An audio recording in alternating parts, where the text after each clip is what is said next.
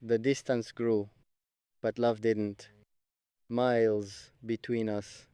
Feelings stayed close. Oceans separated bodies. Hearts never separated. You went far. I stayed near, near in heart, near in soul, near in every thought and prayer. I watched you leave that morning, that specific morning still haunts me. Your back turned, walking away slowly, slowly but surely, further and further. I stood still, feet on ground. Ground felt hollow, empty beneath me, like the earth knew you left, knew something essential had departed it. The air changed after you left, changed its texture, changed its smell, no longer carried your familiar warmth, just open cold, just empty space, space where you used to stand, used to breathe, used to be, and I filled that space with your memory, with your laugh, with every small detail of you, the way you held your cup, your morning cup, both hands always, always both hands, like it might, like it might escape if not held tightly, not held properly. I hold mine, one hand now, one hand only, the other empty, empty and searching, empty and reaching, reaching for something that crossed an ocean of distance and time. Time moved strangely after you left. Some days crawled, some days sprinted past me. Before I noticed, weeks became months, without permission somehow, somehow without asking, without announcing themselves. I would look up from grief, from the specific grief of distance, and realize another month had passed, passed without you, passed without us, without the things that made time, that made time feel like something worth measuring and keeping. We kept time together once beautifully, beautifully and carelessly. The way the rich spend money, we spent moments never counting them, never saving them, never thinking that one day we would need to survive on memories only, only on echoes, only on photographs, photographs that cannot capture the warmth that lived between us, between our bodies, in the same in the same room, breathing together, together in silence, together in noise, in the comfortable noise of two people who know each other without trying to know. You now feels like learning through frosted glass of screens, glass of distance that distorts, distance that delays your laughter by a second too long, and the joke lands differently now. Now everything lands slightly differently now, like fruit slightly past its perfect moment. Still good, still sweet, still worth having, but you remember how it tasted at its absolute perfect peak of freshness, peak of nearness. Nearness was everything. We took everything We took nearness completely for granted, granted ourselves the luxury of assuming tomorrow would also have you close, have you near enough to touch without planning. Planning a touch now seems strange, strange and necessary, strange and sad. Sad in the way that knowing what you had does to you once you don't once you don't have it anymore. Anymore doesn't mean never. I know this. I remind myself needs reminding on the hard on the hard days, especially hard Tuesdays mostly. Tuesdays are hardest without reason. Tuesdays just are the days your absence sharpens into something almost visible, almost something I could point to show someone, look here. This this is where it lives today. Today your absence sits right here. Here in my chest, left side, side by side, with where you would have been sitting beside me on a Tuesday with tea, Tuesday with nothing to do, nowhere important to be just two people existing in the warmth of proximity. Proximity was everything. Proximity was undervalued and ordinary. Now it seems like the greatest luxury ever invented by the universe for two people who love each, who love each other enough to simply sit without performing it. It the love, I mean the love that doesn't need audience or validation, just quiet, the quiet certainty of being together in the most ordinary sense of the word ordinary, beautiful, beautiful ordinary Tuesday. We had that and more, that and everything that distance now holds hostage behind miles, behind time zones that mean your morning is my midnight, your midnight mine is your waking hours, and we exist in different lights of different suns on different sides of the spinning world that keeps spinning indifferently on and on, not caring that we are split across it. It split us geographically, not emotionally.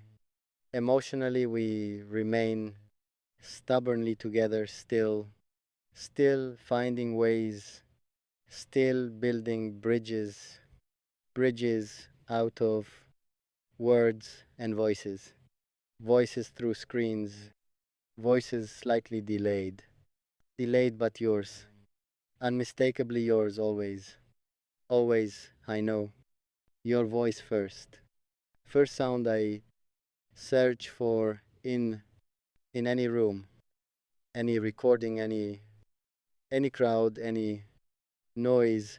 I find you first, find you always your voice cuts through everything else becomes background when you speak.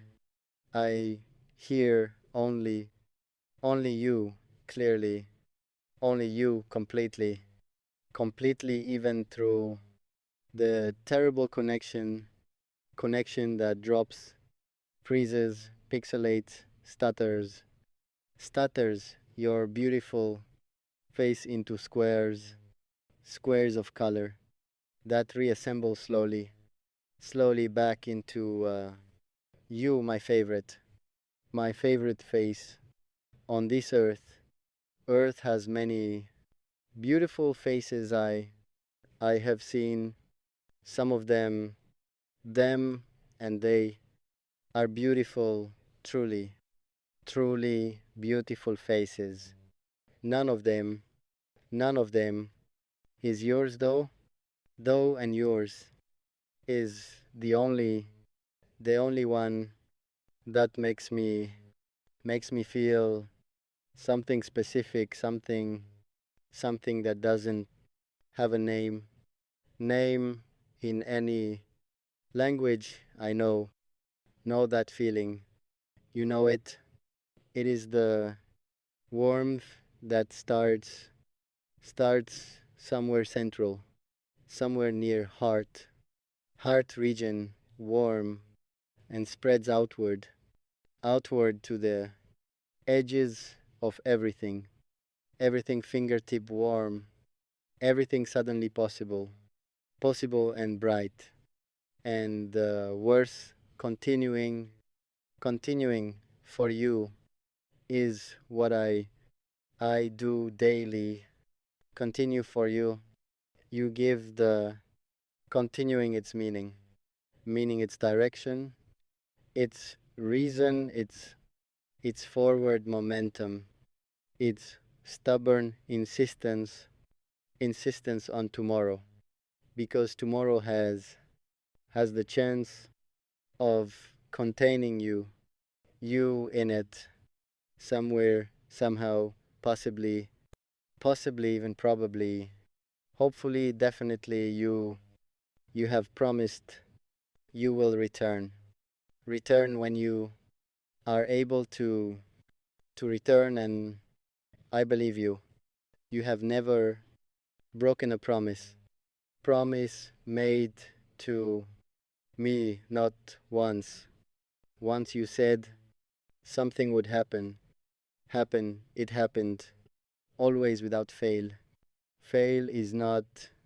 in your vocabulary of a person who loves carefully and completely and keeps their word like sacred thing to be protected at all costs. Always you protect your word, your promise, your commitments to me have all been honored fully, being kept beautifully and quietly, without announcement, just done because you said it would be done, and so it was done, and I have learned to trust this about you above everything else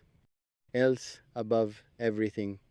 You are reliable like the sunrise, reliable like the seasons, reliable like truth that doesn't shift based on convenience or comfort or audience changes. Some people changes their truth, their story, their version of events, but not you. You tell one story, always same to everyone, same to me last and first, and always the same story, same truth. Truth is what you give me the gift of your honesty, even when honesty costs something uncomfortable, something that requires courage to say the difficult thing instead of the comfortable thing thing you choose. Difficult and true, true over easy. Every single time. Time has tested this about you. You have passed every time cleanly, cleanly and without hesitation or exception. Exception doesn't exist in how you love, how you commit to things, commit to people you love. Get all of you completely, nothing held back. Back against the wall you push yourself past. Comfort for them meaning me.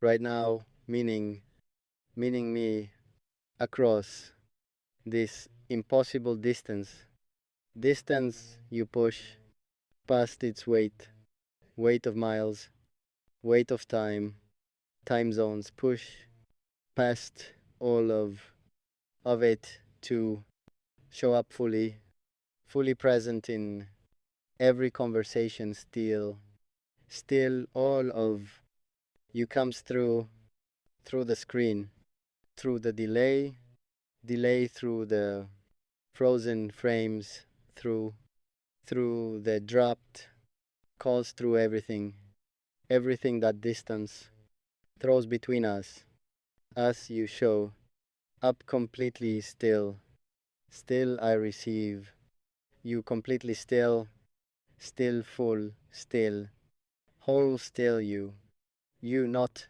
a diminished version, not a reduced signal, not less. Less doesn't apply to you how you love across any distance.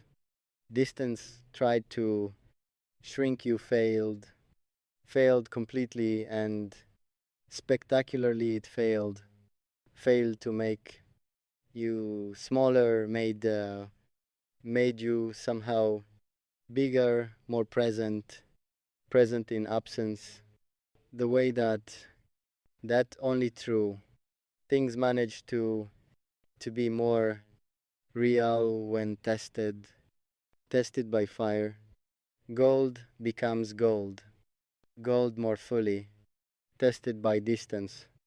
Distance love becomes love more fully we have become more fully ourselves and more fully ours this thing between us, ours this stubborn, beautiful, impossible thing that crosses oceans without passport through customs, without any luggage just arrives, just lands, just finds its way to you.